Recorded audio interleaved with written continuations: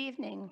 Welcome to tonight's meeting of the Nashua Board of Education's Human Resources Committee at Nashua High School Boardroom.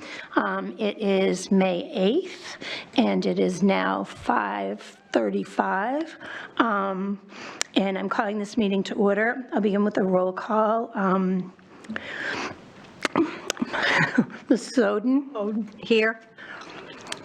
Mrs. Raymond? Here. Mrs. Giglio's here. Thank you.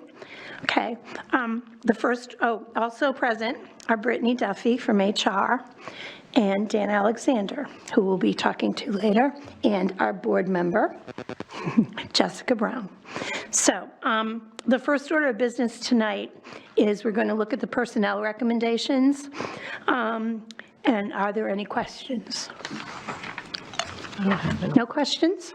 Okay, then I'm looking for a motion to approve them. So moved. I'll second it. Thank you. Okay, we have a motion and a second. So everyone in favor, please say aye. Aye. Aye. Thank you. The next item on tonight's agenda is the administrative recommendation for the hiring of the Director of Special Education. We have with us tonight, we're pleased to nominate Daniel Alexander as Director of Special Education for the 23-24 school year at an annual salary of $112,398. Are there any questions? Would you like to tell us a little bit about yourself? Sure. I've been with Nashua for 5 years. I've been in the interim director position since January. Previous to that, I was an assistant principal in Pelham High School. I was a teacher for many years. I also used to run a private out-of-district school called the Jolliker School in Manchester for 11 years. That kind of sums up my educational career, I guess, in the last 20 plus years. So we're happy to have you here tonight.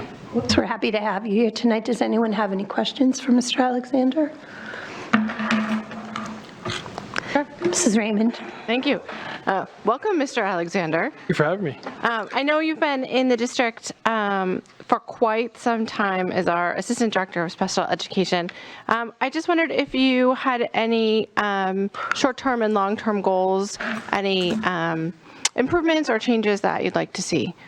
So, we're currently, Dr. Andre and I have been working since January with some consultants in the district, and they're doing kind of an overview of how we perform services in our district and any improvements that we can make. They're sitting, I guess, town hall meetings would be kind of the way to look at it, and using a Bill Bryan protocol to get information from teachers, not just special education, but regular education, administration, to help give us some feedback. And I think for me, that's going to help determine some more long-term goals. Short-term is obviously staffing and making sure that we have the best available staffing that we can have for our kids and provide the best quality services. Ms. Raymond, could we please note that Mrs. Johnson has arrived at 6:38. She's also on the HR committee. Yes, I wrote it down as she was walking in. Welcome, Okay. Ms. Johnson. Thank you. Are there any other questions for Mr. Alexander? I just had one more question, Okay. and then I'll cede to Ms. Johnson. My other question was regarding parental involvement in the special education process. So at policy last month, we had looked at the policy ACE, which is about parent resources on special ed, and it's really technical, the policy and the law. And so Ms. Lampier had some thoughts about how to increase parental awareness about special ed and also engagement. Are there any plans to make any changes in that area? Yeah, so I met with her and Mr. Posca on that topic, actually. I think it was about a month ago before the policy meeting, kind of to discuss that. And one of the things that I want to resurrect and be part of is a parent advocacy group. I think maybe not the right term necessarily, but a parent involvement group for next year. I know that she's reached out to PIC as well as I have, the Parent Information Center, to ask them to be part of that. And really, we want that group to be voices of parents and be able to have other resources that parents can go to, parents can go to. And I want to be a member of that team. I don't want to be running that team. I want to be a member of that team so I can facilitate, bring people to that group that they may have questions about evaluations or processes, so I can find an expert in that field and bring them from our district or from somewhere around the state so parents can get more informed and they can kind of pass that word throughout the parents in Nashua and help support them. So That's awesome. I'm so glad to hear that. Thank you so much. That sounds like a wonderful idea. Mrs. Oden, did you have a question? No. Mrs. Johnson? Thank you. I do apologize for being late. I got stuck at work.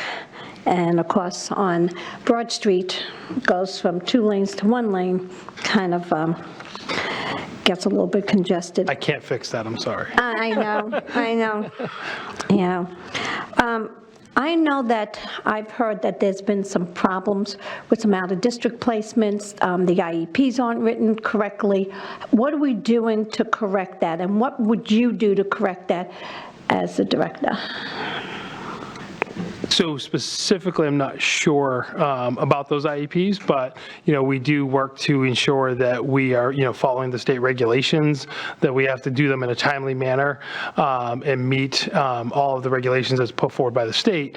So I plan to meet with our out-of-district coordinator more regularly, so I'm more informed about what's going on, and whether that's weekly or biweekly, so I'm able to be up to date on those students, what their needs are.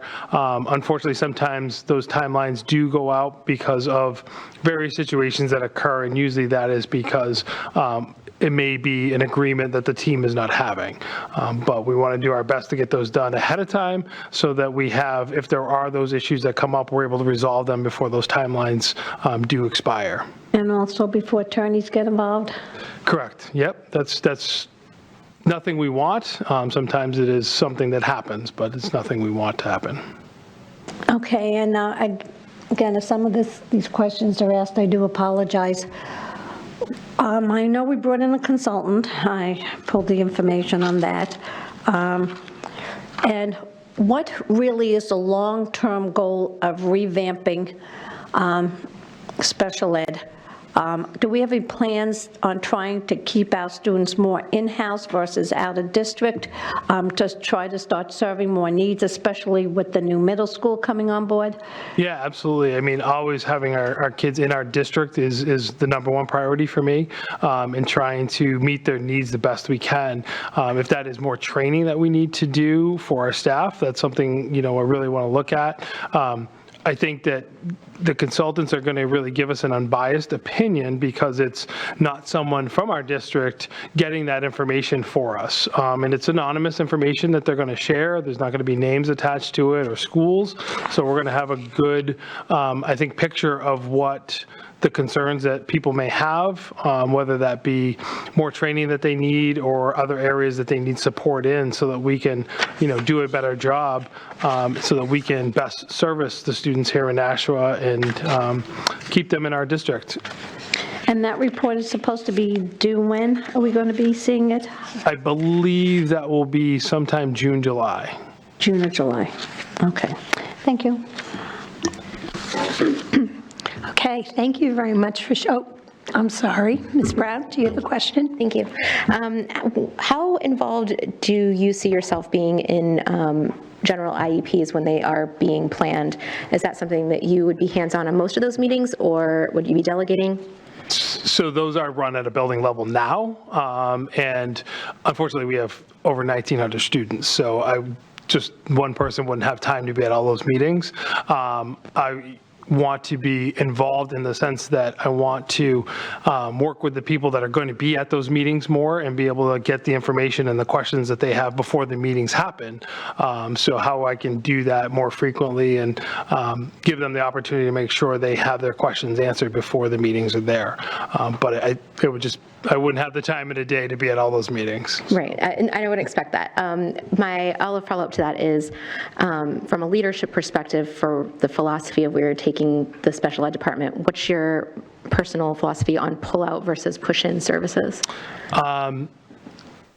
Philosophy. So there's a need for both. We want to do push-in as much as possible. Inclusion is very important, and it's something I want us to model more and more.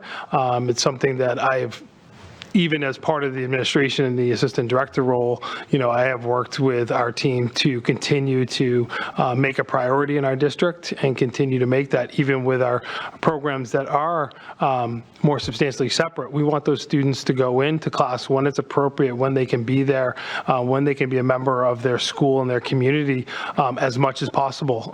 And every day could be different. It could be the whole day one day, and it could be part of a day the next. But I really want to continue to move in that direction so that we're providing the appropriate services in the classroom as much as possible. And there are those occasions where kids are more comfortable being pulled out so that they're not being seen by their peers receiving services too. So we want to honor that as well. And I guess I just have one more follow-up. It's kind of along the lines of Mrs. Johnson's question. We have started to see a lot of students shift to either out-of-district placements or charter schools and that kind of thing. When we see that, what do you think the process should be, and how collaborative would you be with those districts, those other individual schools, when creating an IEP and creating a plan for the students that are Nashua district students at those schools? Yeah, I've been very involved with the charter schools since being the interim, and had a lot of conversations with the directors there. I will be having follow-ups as well with them because they're still our kids. They're still Nashua students attending there, so we want to support them the best we can. I think we have a good team of people that support our kids right now in the charter schools, and that's a good model right now, because we do have people that are going in there to provide those services because that is a parent's choice to attend a charter school. So, we're working very closely with those charter schools to continue to develop that programming and support. And I found that our model in that is very unique to other districts, because they kind of contract that out, and they're not kind of in the schools, where our staff are right in there working in the schools in the Gate City and in the micro society right now. So thank you. You're welcome. Any other questions? Okay, I'm looking for a motion that we approve. I made the motion. I think, did anyone second it, though? Not yet, right? Oh, so the motion was to, yes, you did make the motion. I did. I'll second it. Thank you. So all those in favor?